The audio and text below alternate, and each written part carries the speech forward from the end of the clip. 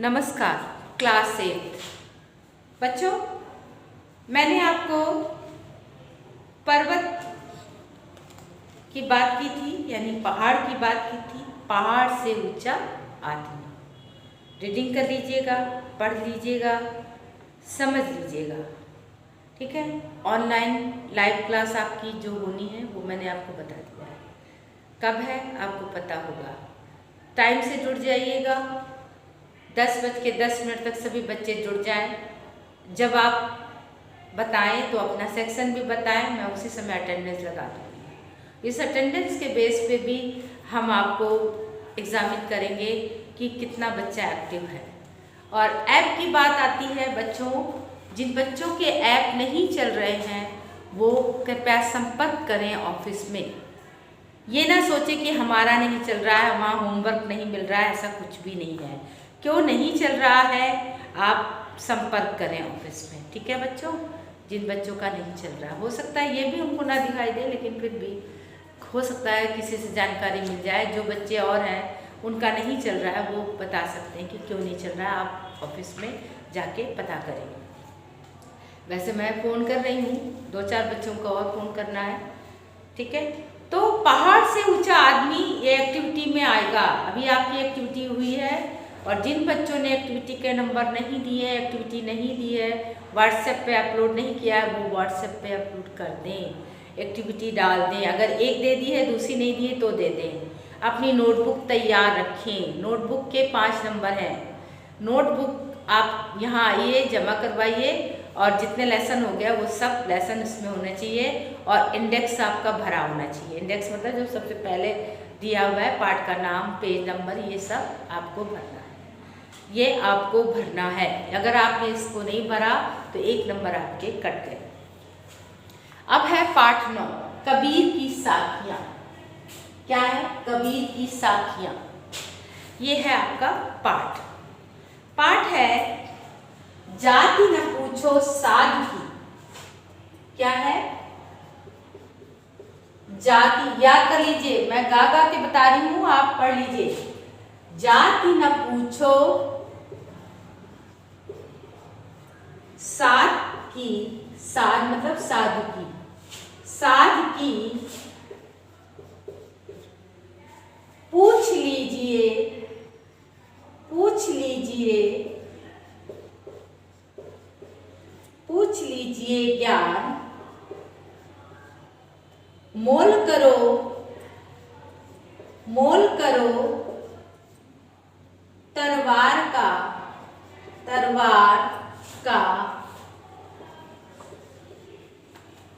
पड़ा रहन दो, पड़ा रहन दो, रहन दो म्यान। हाँ, अब इसको फिर से बोलो। जाति न पूछो साध की, साध है, साधु भी कह सकते हो। साध की, साधु है वैसे ये। साध की पूछ लीजिए ज्ञान, मोल करो तलवार का, पड़ा रहन दो म्यान। फिर से याद कर लीजिए। जाति न पूछो साध की, पूछ लीजिए ज्ञान, मोल करो तलवार का, पढ़ा रहन दो, पढ़ा रहन दो म्यान। कबीरदास जी कहते हैं, कबीरदास जी के विषय में आपको बता दूं। कबीरदास भक्ति काल, भक्ति काल एक काल हुआ करता है, आदिकाल, भक्ति काल है, तो भक्ति काल के कवि माने जाते हैं। और कबीरदास एक क्रांतिकारी कवि माने जाते हैं। कहते हैं कि ये बिल्कुल पढ़े लिखे नहीं थे। इनकी मेल खिचड़ी भाषा है इनकी। कहीं पंजाबी भी बोल देते हैं, कहीं हिंदी भी बोल देते हैं। मतलब इन्होंने कुछ लिखा नहीं है, इनके अनुयायियों ने, इनके फॉलोवर जो होते थे, फॉलो करते थे इनको, उन्होंने जो उन्होंने बोला कबीरदास जी ने, वो उन्होंने लिख दिया। और जो उनके मन में आता था, उन्होंने हिंदू धर्म को, मुसलमान धर्म को, ईसाई धर्म को और कई ऐसे धर्मों की जो गलत बातें हैं उसको बहुत ज़्यादा कह सकते हो खिल्ली उड़ाई है। हमारे धर्म सब बहुत अच्छे हैं, लेकिन कई बार हम अपने धर्म को लेकर बहुत ज़्यादा मतलब एक तरह से कट्टर हो जाते हैं और फिर हम क्या करते हैं, हम में भक्ति भाव कम हो जाता है, धार्मिक कट्टरता ज़्यादा हो जाती है और हम बांध लेते हैं लोगों को। अरे भाई, धर्म कोई बांधने की चीज़ नहीं है। धर्म है भक्ति की, धर्म है आपकी आस्था की चीज़। आप जितनी आस्था रखते हैं उतनी ही आस्था होनी चाहिए जिससे लोग परेशान हो, दूसरे ना परेशान हो। जब कोई दूसरा आपके धर्म के आड़े आ जाए या कोई दूसरा आपके धर्म से परेशान हो जाए तो वो धर्म मुश्किल हो जाती है। बहुत सुंदर सुंदर बातें कही कबीरदास जी ने। इन्होंने हिंदू धर्म को भी बोला है, पाथर पूजे हरि मिले तो मैं पूजू पहान, ताते यह चाकी भली पीस खाए संसार। उनका पत्थर पूजने से यदि भगवान मिलते हैं तो मैं इस चक्की को पूजना बेहतर समझूंगा जिसका आटा पिसता है और लोग खाते हैं। मतलब पत्थर लोग बाहर पूजने जाते हैं, पत्थरों को दिए जलाते हैं, प्रसाद चढ़ाते हैं, लेकिन उस चक्की को मैं ज़्यादा पूजा करना पसंद करूँगा जिसका पिसा हुआ आटा हम खाते हैं। तो ऐसी बातें बहुत से हैं। काकर पाथर जोड़ के मस्जिद लई बनाए, ताचड़ मुल्ला बाग दे क्या बहरा हुआ खुदाए। कहते हैं कंकर पत्थर जोड़कर मस्जिद बना ली और उसके ऊपर एक बड़ा सा भोपू लगा दिया, उस पर सुबह सुबह अल्लाह हो गजनी जोर चिल्लाते हैं कि लोगों की नींद हराम हो जाती है। तो क्या बहरा हुआ खुदा है? क्या खुदा बहरा है जो इतनी जोर जोर चिल्लाते हो? किसी धर्म की गलत बातों को उन्होंने बड़े ही ओजस्वी तरीके से बड़े ही नकारा है। उन्होंने ये नहीं सोचा कि ये बुरा मानेंगे भला। कहते हैं ब्राह्मण के गर्भ से पैदा हुए थे, ब्राह्मणी के, और इनका पालन पोषण मुसलमान जुलाहों ने किया है ना, लेकिन ये किसी एक धर्म पे बनकर नहीं रहे।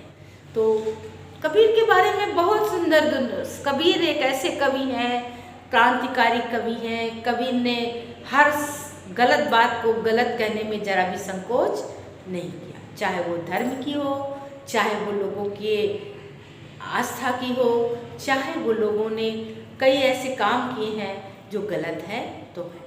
उन्होंने कभी इस चीज़ को नहीं माना, कौन क्या सोचेगा। तो कबीरदास जी का मैंने आपको इसमें नहीं है, फिर मैंने बताने का प्रयास किया है। और ये जितने भी श्लोक हैं मैं आपसे एक्टिविटी में पूछ सकती हूँ, इसलिए आप इनको याद कर। जाति न पूछो साधु की, पूछ लीजिए ज्ञान, मोल करो तरवार का, पड़ा रहने दो म्यान। ऑनलाइन क्लास में भी मैं यही पढ़ाऊंगी और इसमें भी मैं आपको यही बता रही हूँ। तो इसको आप सोच लीजिए, आपको मैं इसमें ये हो सकता है मैं ये दोहा आपसे पूछूं, इसलिए आप इस वीडियो को जब देखेंगे तो आप इसको याद कर लीजिए, ठीक है। कहते हैं कि जाति न पूछो साधु। कबीरदास जी कहते हैं कि साधु की, सज्जन पुरुष की जाति नहीं पूछनी चाहिए, उसके ज्ञान की कद्र करनी चाहिए, उसके ज्ञान को पूछना चाहिए, उसकी जो भी विद्वान है जिस चीज में उसकी कद्र करनी चाहिए। जाति नहीं पूछनी चाहिए सज्जन पुरुष की, क्या पूछना चाहिए? उसके ज्ञान का महत्व देना चाहिए, उसके ज्ञान की बात करनी चाहिए। मोल करो तरवार का, मोल तरवार का होना चाहिए,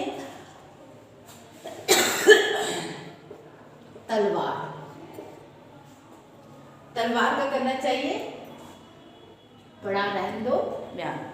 म्यान का कोई मतलब नहीं है। तो बच्चों, सॉरी खांसी आ गई थी। तो सज्जन पुरुष के ज्ञान की बात करनी चाहिए, सज्जन पुरुष के ज्ञान को महत्व देना चाहिए, ना कि उसकी जाति को कि वो किस जाति का है।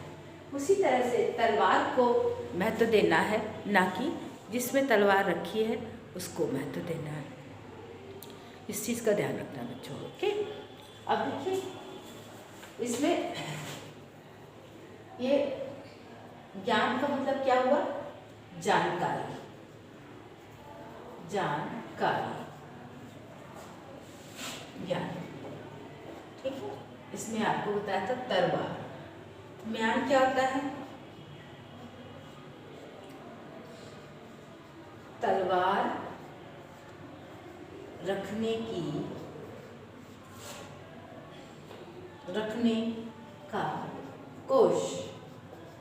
ठीक है, एक आपको बताया था तलवार। तलवार का मतलब तलवार, जिसमें तलवार रखी जाती है उसको कहते हैं, इसके अंदर तलवार रखी जाती है। तो ये क्या है? म्यान। बड़ी अलग अलग तरीके की म्यान होती है और राजाओं को आपने देखा होगा तरकश यहाँ पे म्यान उसी से करके तलवार निकालते हैं। कभी भी आप फिल्मों में देखते हैं, जो ऐतिहासिक फिल्में होती हैं उसमें आपने देखा होगा वो म्यान से तलवार निकालते हैं। ठीक है बच्चों, तो ये आपको करवा रही हूँ, अगली बार दूसरा करवाऊंगी, उसको याद कर लीजिएगा।